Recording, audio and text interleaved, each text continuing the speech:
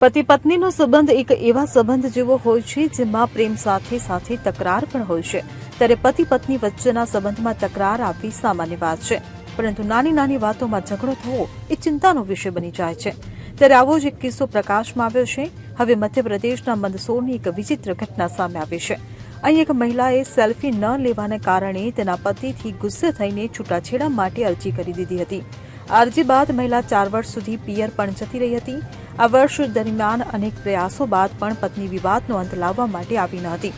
વિવાદ વધતો જ ગયો। છૂટાછેડાની અરજી કરી હતી, જ્યારે પાયલે ભરણપોષણનો કેસ રજૂ કર્યો હતો। લોક અદાલતમાં સમાધાન કરતી વખતે ન્યાયાધીશે સેલ્ફી માટે સૂચના આપી હતી અને આખરે પતિએ મંદિર જઈને પત્ની સાથે સેલ્ફી લીધા બાદ મહિલા ખુશીથી સાસરે પાછી ફરી હતી। Bureau report CN24 news.